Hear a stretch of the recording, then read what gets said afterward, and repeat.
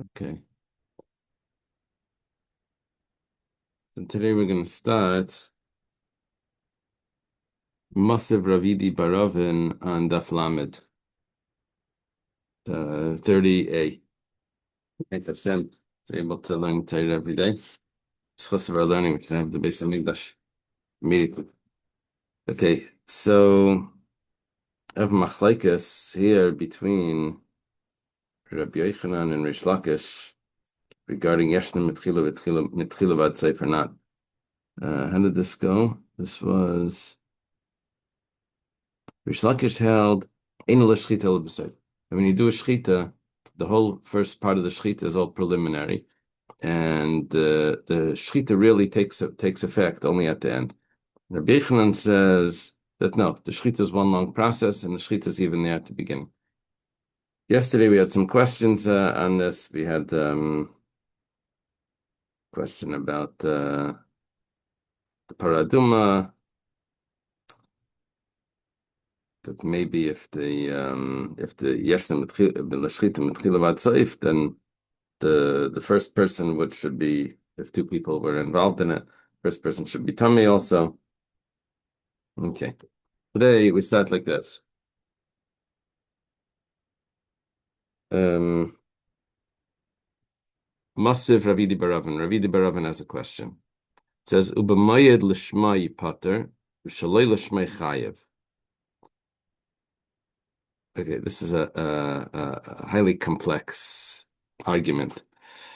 What happens is that you're not allowed to shech the Korban Pesach owning chametz.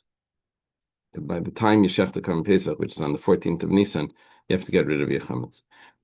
If you do shech the Korban Pesach and you're owning chametz, so then it's a negative prohibition. Leisishchat al chametz dam zivchi. You can't shech the blood of my sacrifice when you own chametz.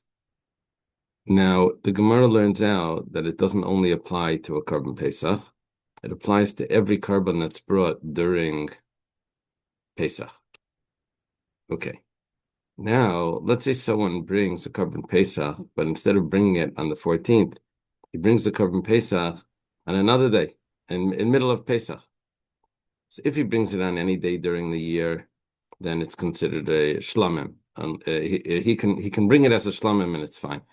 But if he brings a Korban Pesach on Erev Pesach as a shlamim, then it's possible. But the rest of the year, you can bring a Korban Pesach as a shlamim, it's fine.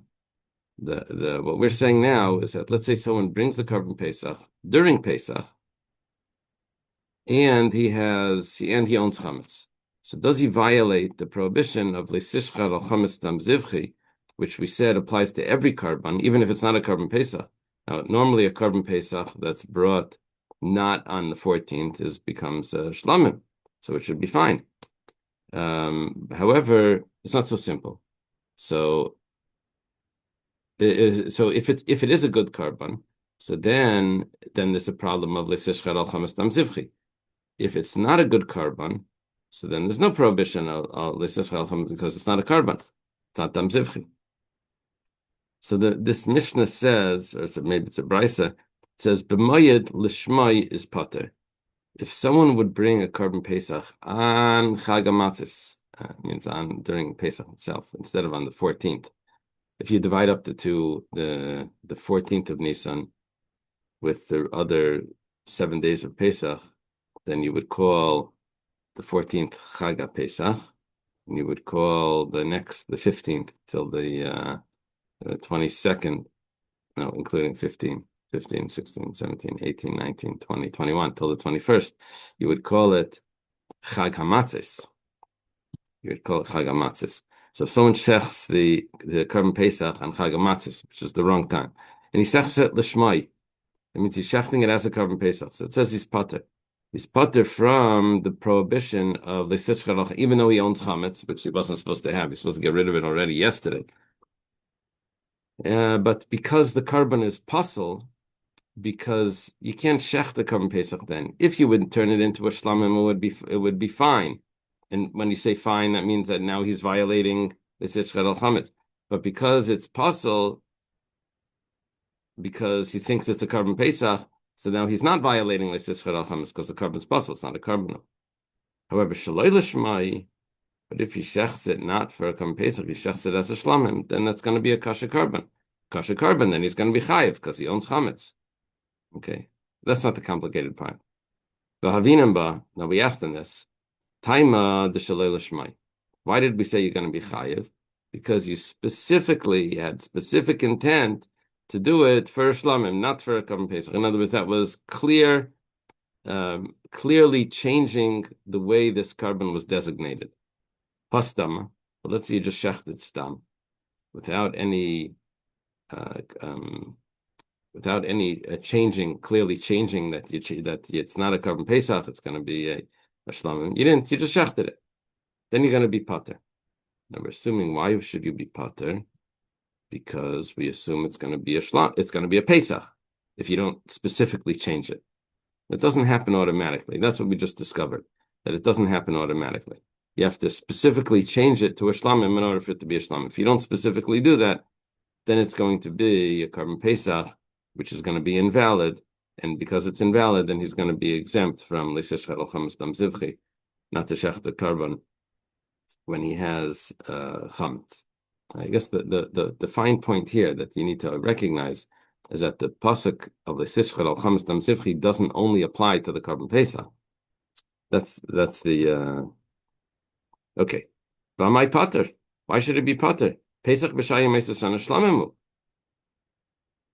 We know that if you shech the carbon Pesach any other day that's not Pesach, it automatically turns into a shlamim. Turns into a shlamim. That means that it should over here also turn into a shlamim. Turn into a shlamim, then he should be chayiv because he owns chametz while he's shechting a carbon in the middle of Pesach. The Shema we see from this that Pesach b'shayim meisasana b'yakira, that it's not automatic. You have to actually have intention to change it from what its original carbon was. Okay, we're not done with the question. V'amar B'chia Bar Gamda said that Nizuka mipi chabura v'amru, that the following statement came out from the Bnei HaYeshiva. They said that it's not so clear what we're saying, that you need to specifically change it. Could be that you really don't need to change it. Could be it automatically becomes a shlamim. That's classic. You take Korban Pesach, you didn't shecht it on Erev Pesach. Why? Maybe because you lost it, and then you took another one, and then you find the first one. So then you would say, and then you would bring the other one as a carbon because the first one was a carbon. You bring it as a carbon, it's going to turn into a shlamim automatically. Why do we say by Yas that it doesn't turn automatically? It says, this is a unique case. The reason why over here it doesn't turn into a carbon, it doesn't turn into a shlamim automatically, is because the owner was tamei. It's not because the carbon Pesach was lost on Erev Pesach, and so you had to bring another one. And so what happens automatically when you bring the second one? You reject the first one from being a carbon Pesach, and so it's sort of like you already decided that the first one was a carbon because you brought another one. But there's another option. The other option is that you designate a carbon Pesach, and then you become tamei. So now you bring when are you going to bring the carbon Pesach? On Pesach Sheni. So you didn't reject the carbon Pesach from being a carbon Pesach. You're still holding on to it to be a carbon Pesach for the next month. Turns out you ended shechting it early, but it was still a carbon Pesach. Yeah, there's a difference here. If the carbon Pesach was not being shechted on Erev Pesach because you lost it and you brought another one, so then that means that the first one is not a carbon Pesach anymore. So automatically, it's a shlamim. But if the reason why you didn't bring it on Erev Pesach because you were delaying, you had to wait because you were tamei and you're going to bring it later, then it still remains a carbon Pesach. So now here it's a different story. Here it has to be mamish changing it. Stam, this type of stam is different than the other stam. This stam, this clearly changing its status, then this would still be a carbon Pesach. The stam l'shvaikai. And only in this case do you need akira. Okay, now we're holding by we've explained this this Mishnah or Brisa, and now we have to take it back to explain why this is a problem according to these opinions of Yeshna l'shchita mitchila vatseif. Now, Amrit bishlam Yeshna l'shchita mitchila vatseif. If we accept the opinion of Rabbi Yochanan that says the shchita, it's one long shchita through the whole thing, then if salem mitchila shchita, then as soon as you start to shech the karban, you see, you were intending to shech this karban on the 14th of Iyar, and instead you shecht it on the 18th of Nisan.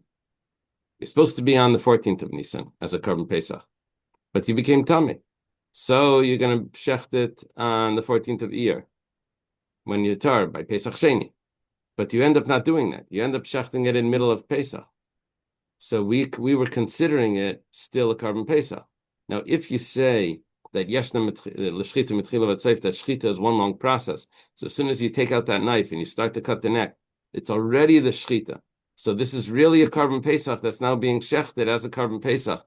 And if you own chametz, and because it's a karban Pesach not in its correct time, it's going to be puzzle. So if you own chametz during that, you're not going to have a problem, because you only have a problem if they own chametz when you're shechting a real karban. But this is not a real karban. This is going to be a puzzle karban.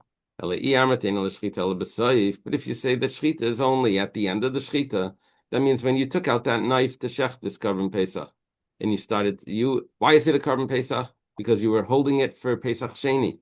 And now when you start to shech it in middle of Pesach Rishon, on the 18th, the 19th, the 20th, whatever, you're shechting it then.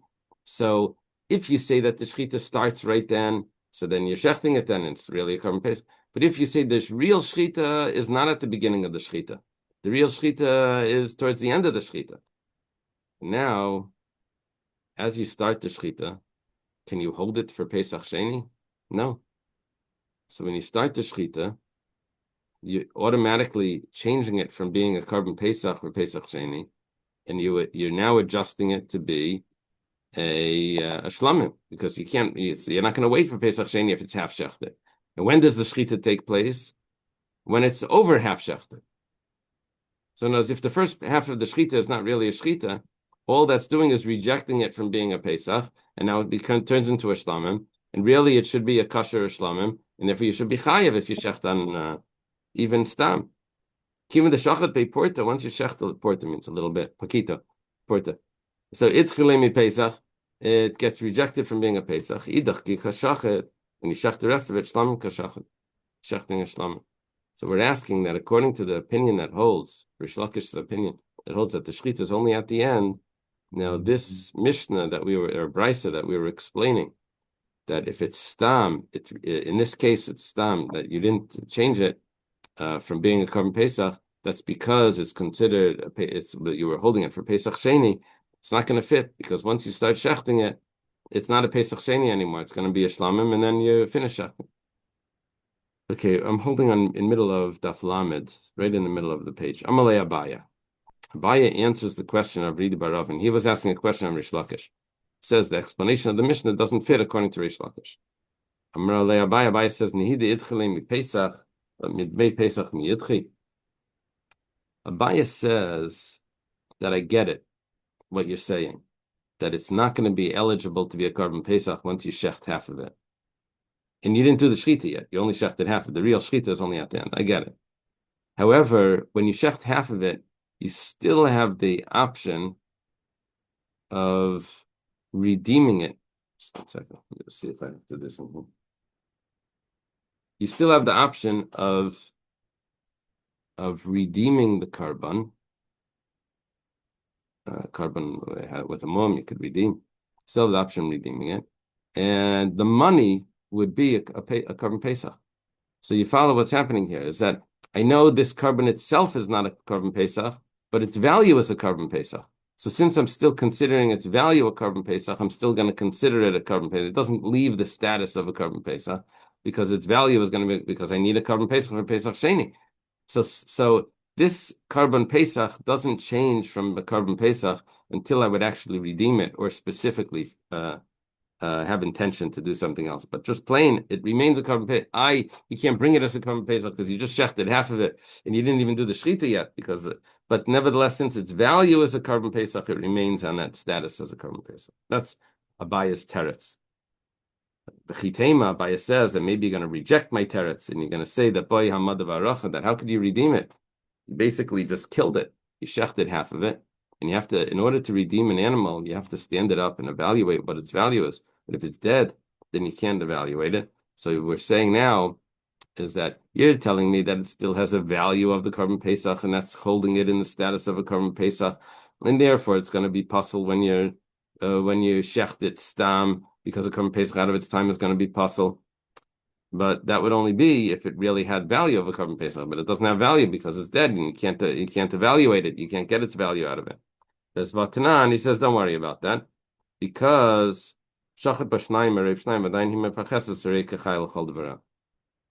we have a rule that if someone shechts an animal and the animal is still jumping around, it's still convulsing, so then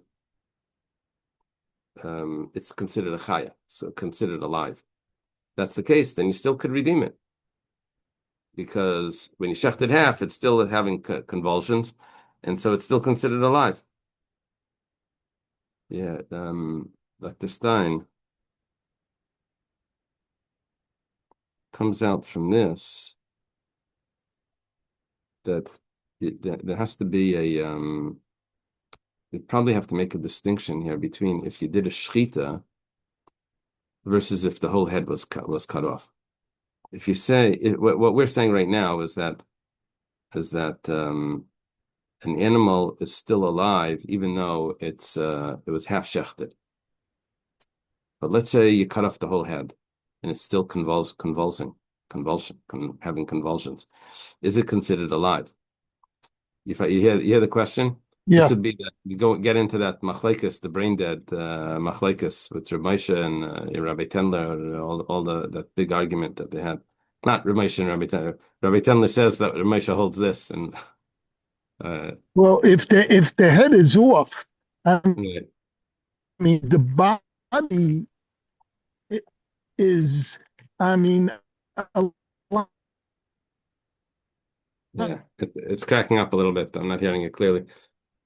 But basically, what we can answer is we can say is that even though our Gemara says that when it's having convulsions, it's still alive, it doesn't really mean that if you any time it's having convulsions, it's alive. It means when you did a shechita, but the head is still on. If you chop off the whole head, then that would be a different story. Yeah. I think Rabbi Tendler's raya was he took a goat and he put it on. Remember I'm this? sorry. He put it on life support, and then he cut the head off. And he said, "See, you can keep an animal. You can keep anything alive on life support." That was his proof that brain dead was not. It wasn't considered alive if it's brain dead, just because the life support is keeping it alive. Was his proof. But the other opinions held no. Other opinions held that just because brain dead is still alive. Anyway, okay, this Gemara would be proof one way or the other. So, Batanan. Okay, we said this. Amar Rav Yehuda, Amar Rav Yehuda, Amar Rav. We switch topics now. Rav Yehuda says the name of Rav. Now, you know that Rav Yehuda is a student of Rav, but afterwards he becomes a student of Shmuel. So he starts off saying in the name of Rav, it says, Hashechet b'shnayim v'shleishim mekayim shchitas k'sheira. Someone shechts an animal, and he shechts in 3 places. I would assume that there's someone else doing this, because I don't know how we would be able to do a shechita and then move the knife over and then move the knife over, because you're not allowed to be shoya. You can't have any shehiyah. You can't delay. It has to be one cut. So maybe there's other people cutting on the neck at the same time. It says that it's ksheira. It's fine, even though there's multiple cuts, but one of them was the real one. It's kosher. Kemrisa Kami de Shmuel, Rav Yehuda says, when I said this from the Shmuel, Amrli, he says, no, bin in shchita mefaras v'leka. Shmuel has a halacha that when you do a shechita, it has to like burst open. It has to open up like a flower, like open totally up to be totally exposed when you do the shechita. Now, the reason why it opens up like that is because there's tension on the neck. That as you start to cut, it starts to pull itself apart. Starts to pull it. Now, if you would have multiple cuts in the neck, even though one of them is deeper, but because you have already released that tension, so it's not going to open up like that. It's going to open up like this. It's going to open. It's not going to open like this. So Shmuel says that you need to have shchita meferas. So if you have multiple cuts in the neck, that's not going to be a good shchita. Okay, it's a new halacha. V'afrish Lakish, v'afrish Shim ben Lakish savar bin shchita meferas. Shim ben Lakish also holds this halacha that the shchita has to be where it just opens up, opens fully. It becomes fully open, exposed. Reb Shim ben Lakish says, "Minayin l'shchita shim meferas." How do you know that shchita has to be fully exposed? It says, "Shenemar chetz shachot l'sheina mirma diber." A sharp arrow. Their tongue speaks falsehood. Now we learn from this that shchita is similar to an arrow, that it cuts it in one spot and not in multiple places. So therefore, we learn that the shchita has to be a cut, one incision. Tongue is a sharpened arrow. It speaks deceit. Yeah. Deceitfully, right? Okay. That means talking about how the tongue can hurt like an arrow. That's probably Lashon Hara type things. Well, okay. That's we have two opinions here. We have the opinion of Rav, we have the opinion of Shmuel and Rish Lakish. So let's take a look. Masav Rebbe Lazar. Rebbe Lazar has a question. Quotes a Mishnah. Mishnah is on the next Amud. We'll learn it today, Bez Hashem. Beis eitzim b'sachtin b'sheichtin. Pilu echen malmayla, echen malmata.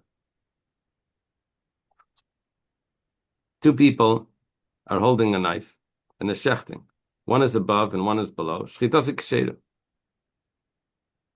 Now, when we said two people holding a knife, there's two ways of learning this. There's two people each holding their own knife, and there's two people holding one knife. That's two possibilities. The Gemara at this stage thinks that we're talking about two people each holding a knife. So it's two people holding a knife. It means two people holding each their own knife. And the shechting, one is on top and one is on bottom. That means you're going to have multiple cuts, incisions in this neck. And nevertheless, shchitas ksheira. Amai, haleka shchita mefras. It's a kasha on Rish Lakish and on Shmuel. Shmuel would say that this should be puzzle. Amalei Rabbi Yirmiyah says, Mishnah Seinu b'sakin echad shnei b'nei adam. Our Mishnah is talking about not two people holding each their own knife. It's talking about two people holding one knife.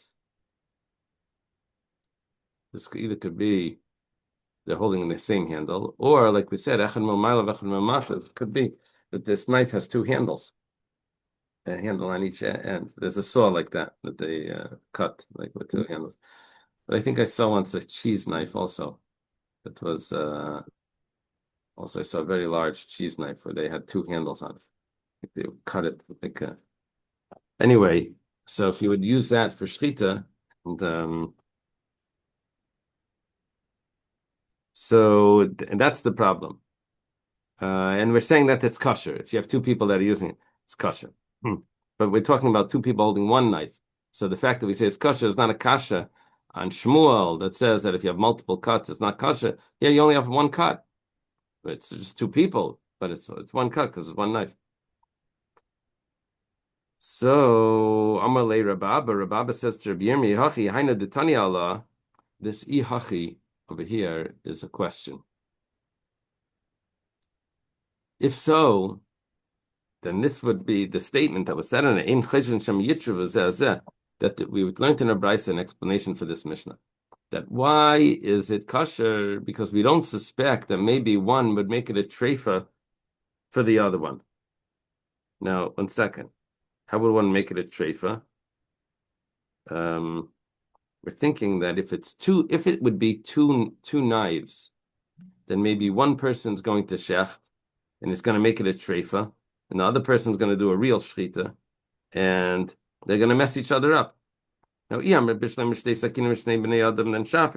you say that it's two knives and two people, then I understand why it's going to be a treifa. Now, let me just see how they explain why it's a treifa. Whichever one cut first is going to be kosher. One second. Let's see.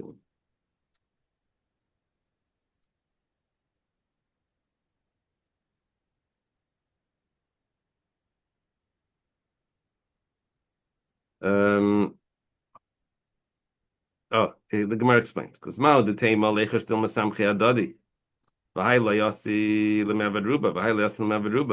Maybe each one isn't going to do a full shchita. So because they're relying on each other, that the other one's doing a shchita is like the Gemara calls Kedera de Beishutvi, is a pot that two people are cooking. So each one relies on the other one to put the salt in, or whatever. Each one says, "Oh, I thought you were going to do." So here, each one thinks that the other one's going to do the proper shchita. So Kamash Malon Dein Choshen comes to tell us that don't worry about that. That's not a problem. However, but if you say that we're talking about one knife and two people, we're not concerned about Shema Yitzrufu. Why do we have a brisa that says that maybe one of them is going to make it a treifa, or they both make it a treifa because of each other?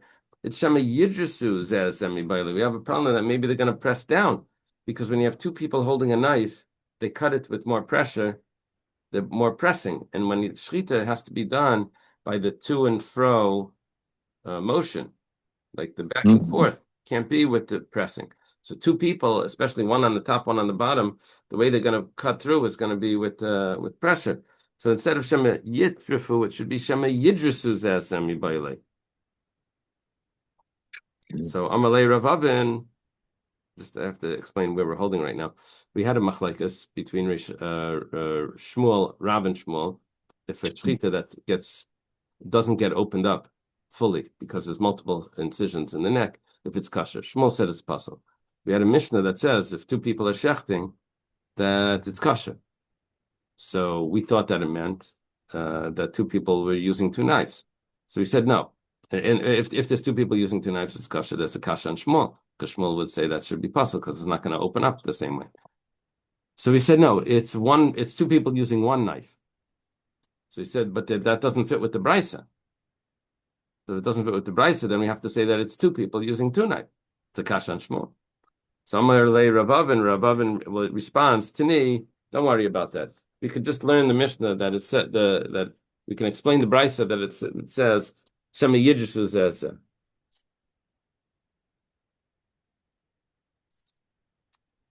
It said Shema Yitrufu. We'll adjust the brisa to say Shema Yidrusu. That's not he's not considering that a real question. Masav Rav Avin. Rav Avin has another question. If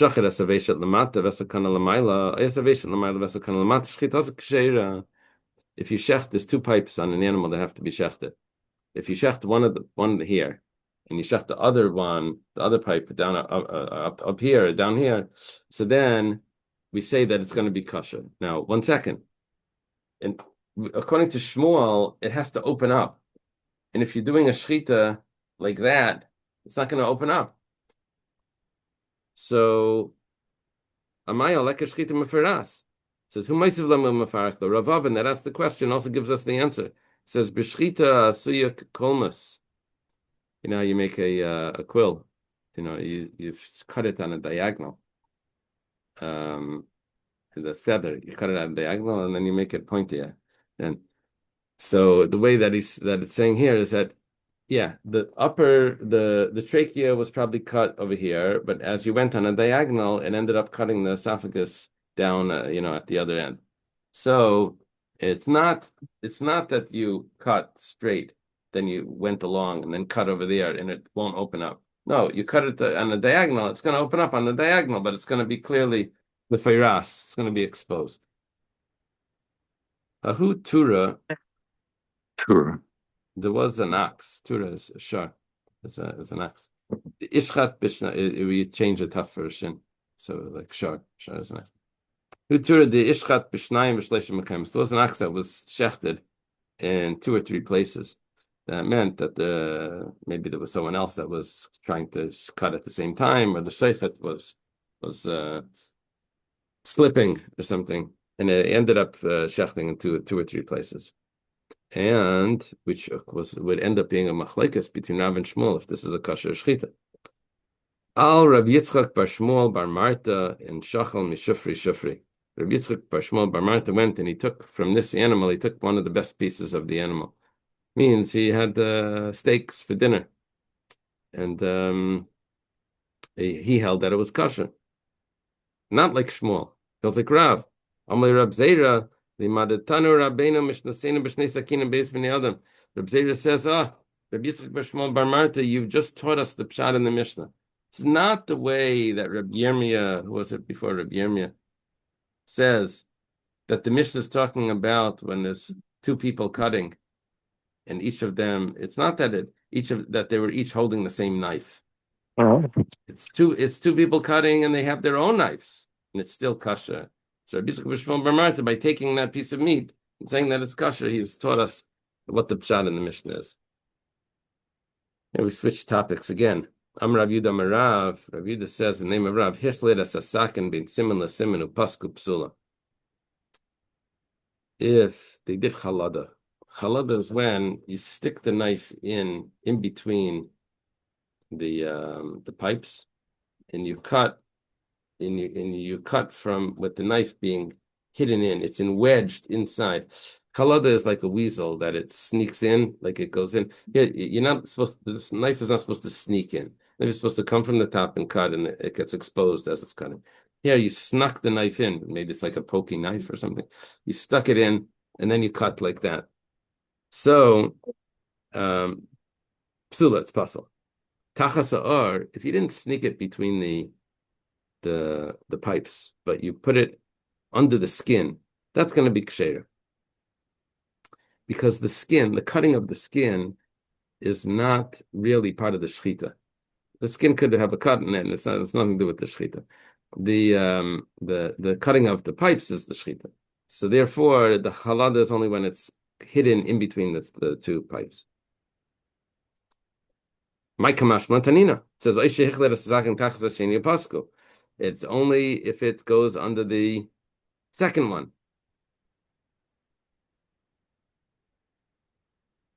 Rabbi Shivam Nevela, Rabbi Kivar Mitrefa. Oh, I'm sorry. The Ma'ikam Mashal Tanina is not a discussion about why the R is kosher. Ma'ikam Mashal Tanina is that chalada, we know chalada is pasul. We have it in a Mishnah. If you do chalada, if you stick the knife in and you cut, then it's going to be either Rabbi Shevam and Avela, or Rabbi Kima says it's treifa. So we know already. Why do I need Rav, Rabbi Yudah Marav, to tell me that chalada makes it a treifa if I have it in a Mishnah? Where it says nisa, if it would be from the Mishnah, havamina hani mili malmata lamaila, like over there shchita. We thought that maybe you put the knife under the thing, and then you cut it up backwards. You cut it from the inside up to the front of the neck. So then, aval malmaila lamata. But if you cut normally, the way you cut from the front of the neck, from above down, if the animal is on its back. But if you did it normally, in other words, first you stuck the knife in between the simanim. Then you cut normally downwards, and then you came out and you cut the front one. So so you did the second one before the first one. So maybe that should be kosher. The kavod kader shchita mishabedam kamash v'lan, that it doesn't matter the way the knife is turned when you do that second shchita. If you went behind both pipes and cut it up backwards, or if you went went in between the 2 and you cut it backwards, or if you went in between the 2 and cut it in the normal manner, malmaila lamata, and then you came out and you cut the top. That doesn't matter. Both of those are going to be pasul. He said, Tachasar Ksheira, Bei Rav Amri, Tachasar Eni Edeya. However, the yeshiva of Rav said that they don't know what's going to be if it's under the skin. They don't know if it's kosher or not. Iboilu, they have a question. The Bei Rav Dami Tachasar Eni Edeya, according to Bei Rav, that says that we don't know what's going to be if the knife is hidden under the skin. Tachas Matlasma, what would be if it's under a cloth? Let's say you hid the shchita under a cloth. Is that considered chalada? Tachas tzemer mesubach mao. Let's say you put the knife in the hair, the wool. That's all. It's a lamb maybe that has a lot of wool. So, and you stick the knife into the wool. What they do today is they take a haircut machine and they shave the neck so that the knife doesn't get hidden by the wool. Teku. The Gemara has a question on this. Teku. His question now, Rav Papa's question is that if you shechted properly, and then at the end, after you shechted properly, to finish it off, you turned the knife over and you went inside, you poked the knife in, and you did the rest of it. Do we say that the shechita was already done? What you did afterwards is nothing? Or do we say the whole thing is one shechita, and now you messed it up because you didn't really stop the shechita, and you did chalada in the middle of the shechita?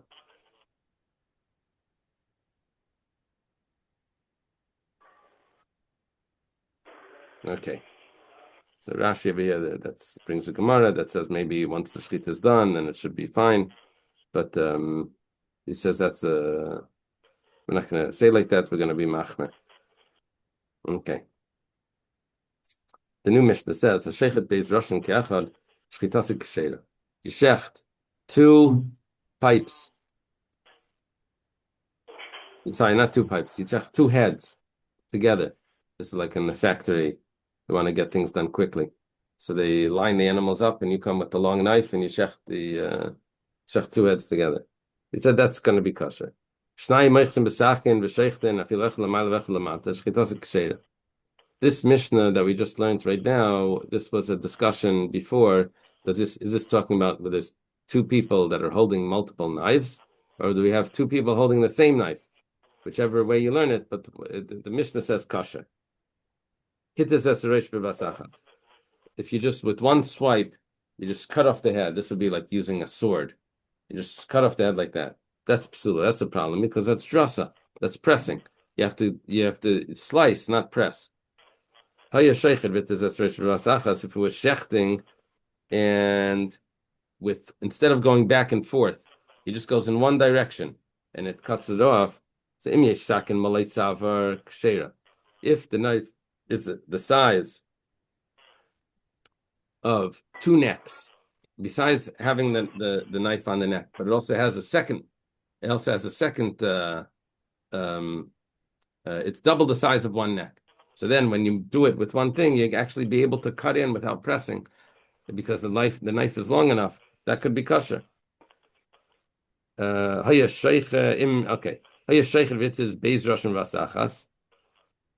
If you're shechting and you cut off two heads with one going in one thing, which we said two heads was fine, that was kosher.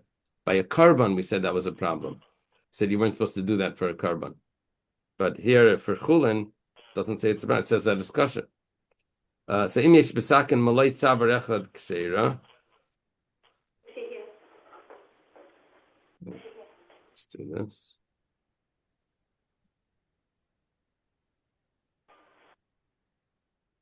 So if the knife has the size of an extra neck,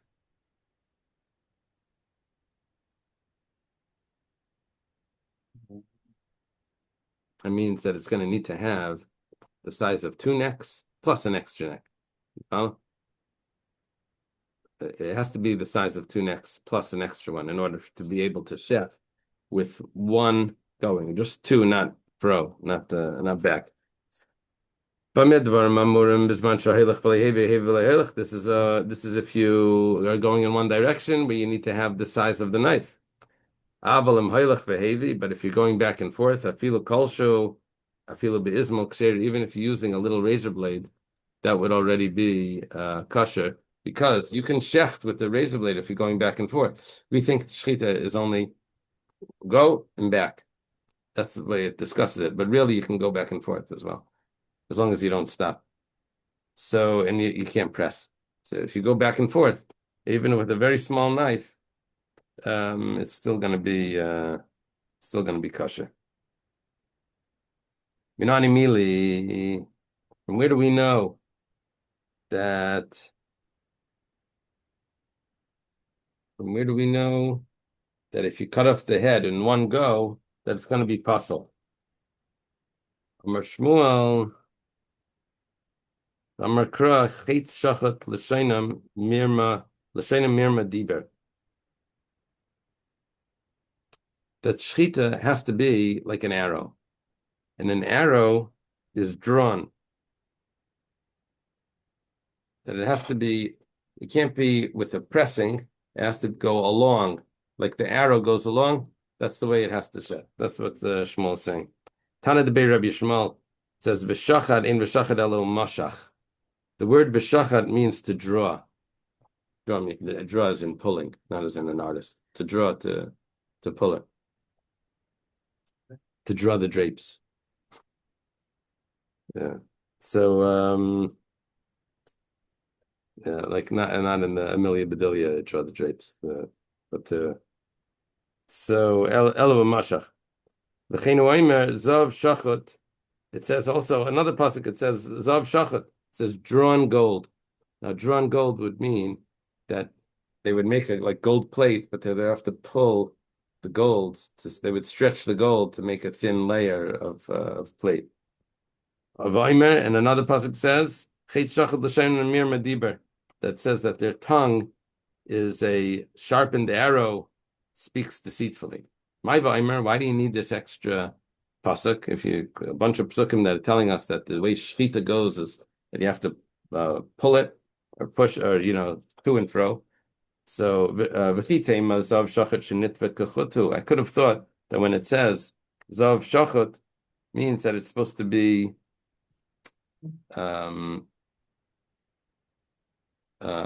spun like a strand, like they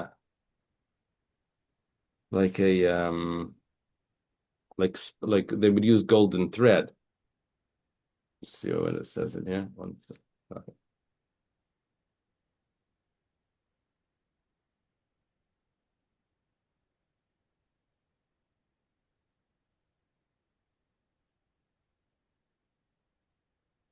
Yeah, and it wouldn't have told me that it's pulled. So Tashma Shainam, that says that like an arrow, which over there we know that it means that it goes in a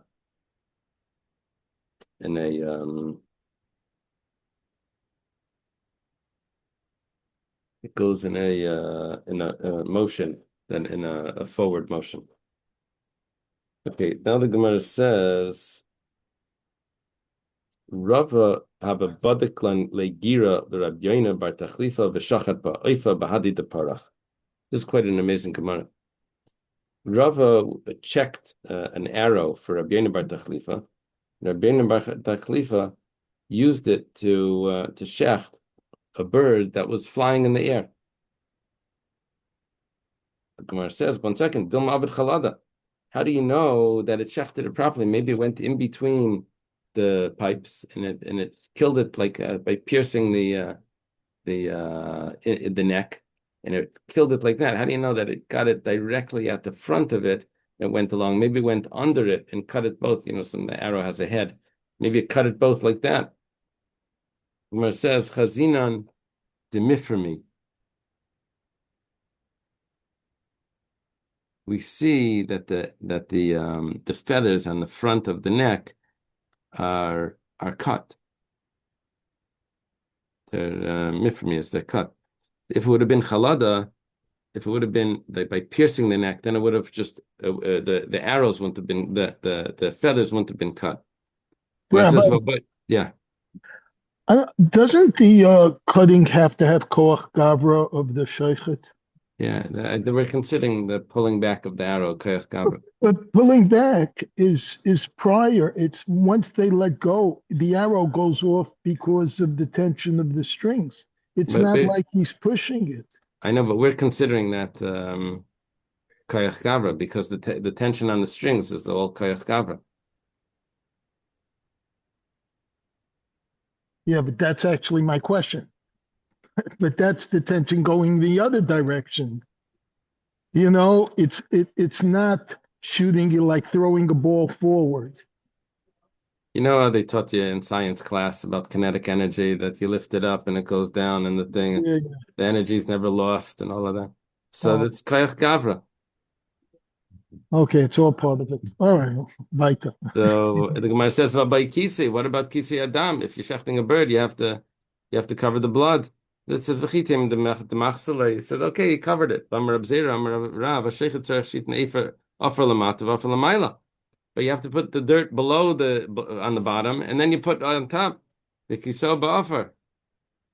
Offer leinemar ela bi'offer. Malam shechet tzarech shitn offer lamata v'offer lamayla. So you have to put some below and some above. So the Gemara answers. The Masmin Leila offered the Kula Pascha. That entire area was covered in dirt. And he designated that dirt to be the dirt that would go underneath. And then after he shechted it, the blood dripped and he was able to cover it. Okay, we'll leave it over here. Now, Dr. Stein, I'm going to be traveling tomorrow. I don't think I'll be able to give the share the next 2 days. I All don't I, right. I don't know, and I don't know if I'll be able to both of them.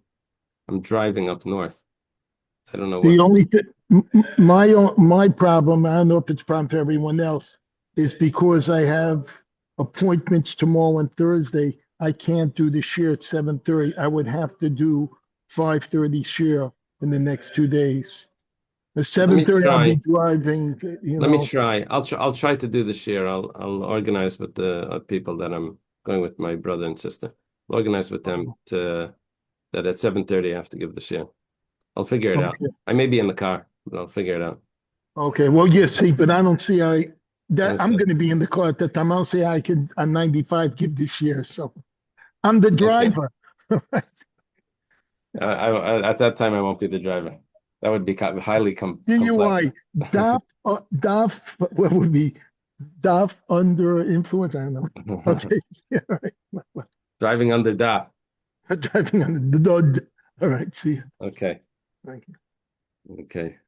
Have a good day, everyone. Have a good day.